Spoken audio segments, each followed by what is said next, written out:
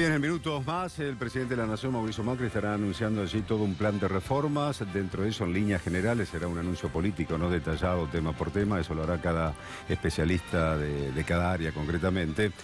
Ese plan de reformas también incluye allí la reforma jubilatoria. ¿Será beneficioso? ¿Será perjudicial para los jubilados? Estamos con Eduardo Santín, que es especialista en seguridad social, para que nos ponga allí en claro concretamente en qué consiste esta reforma, si es que se da en estos términos también, ¿no?, que se discutirá en el Congreso de la Nación. Eduardo, buen día. Buen día, ¿qué tal? La realidad es que, partiendo de los datos que hay, que todavía no tenemos el anuncio, pero me parece que el principal tema tiene que ver con el tema de la movilidad jubilatoria. Bien. Si la realidad es decir, ¿qué permitía la fórmula actual? Actual hay 2 actualizaciones por año. 2 actualizaciones por año en una fórmula combinada, que combina, cómo se comportan los salarios y cómo se comporta la recaudación. Por lo tanto, hace participar a los hombres y mujeres que están ligados a la seguridad social, ya sean jubilados y pensionados, pensiones no contributivas, asignaciones familiares, la hace participar del crecimiento de la economía. En este periodo del 2009 a la fecha, es decir, que está en función la fórmula, permitió que, es decir, el mínimo jubilatorio pasara de 770 pesos a 7.426. Cuando alguien habla de 7.426 dice muy poco, pero si en vez de ajustar por la fórmula hubiéramos ajustado por inflación, hoy estaríamos en 5.100. Es decir, esto muestra que hay una diferencia fundamental, en lo que la gente puede participar de ese crecimiento. Vos, si tenés memoria, en el periodo de Cavallo, Menem, 10 años con inflación cero. Es decir, la jubilación planchada en 150 pesos, la economía creció. ¿Qué pasó con que la economía creció y la gente no participó? Bueno, se la llevaron todas. La realidad es que, lo que pretenden es que a partir de este periodo, es decir, donde la Argentina empieza a crecer sobre la base de un muy mal año en el 2016, es decir, ese crecimiento de la economía no se ha compartido por los sectores, más desprotegidos, porque en definitiva cuando estamos hablando de los jubilados, de los pensionados, las pensiones no contributivas, asignaciones familiares, claro, estamos hablando de los sectores más desprotegidos. Entonces, este me parece que es un tema que transfiere ingresos de los sectores más desprotegidos a los sectores que más recursos tienen.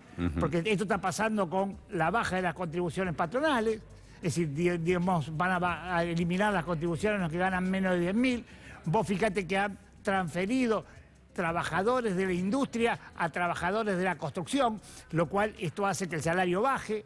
Han convertido muchos de los trabajadores... por eso son más altos en promedio los salarios de industria, claro, que la construcción. Han transferido muchos de los obreros que antes trabajaban en monotributistas. Todo esto hace caer la recaudación del sistema. Por lo tanto, cuando todo esto pasa, en definitiva vos le estás sacando plata del bolsillo a unos para dársela a otros. Es decir, y este me parece que es el debate que va a quedar ahora, que la práctica puso en marcha lo que se llamó la reparación histórica, que tiene en su artículo 2 un tema muy importante, que habla de la emergencia previsional.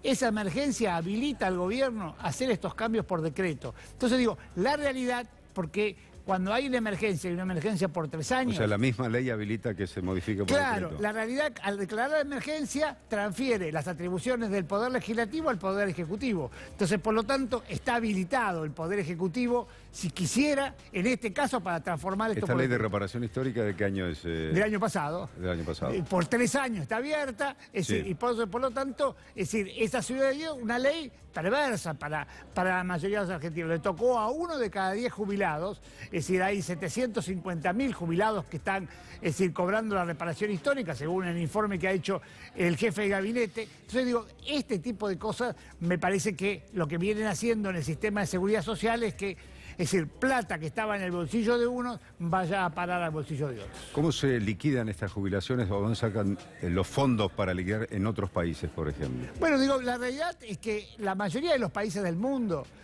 hoy no tienen sistemas de lo que se llama reparto puro, o sea, que la gente aporta y con ese aporte yo banco las jubilaciones. La mayoría de los países del mundo hoy tienen sistemas mixtos, como en Argentina, donde participan los aportes y las contribuciones que hacen los empleadores y los trabajadores, más los impuestos. En Argentina va el 11% del IVA, el 20% del impuesto a las ganancias, el impuesto a los combustibles. Esto va a la redistribución de riqueza. Y esto es lo importante, que si el país le va mejor, es decir, a la gente le vaya mejor. Vos fíjate lo que pasó.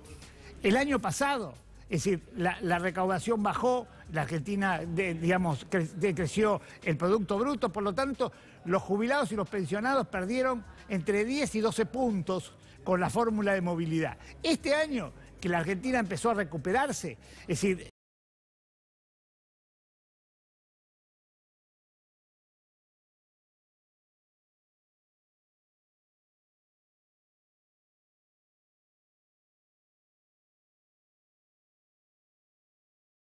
bueno, ahora le cambian la fórmula y eso que iban a recuperar lo pierden.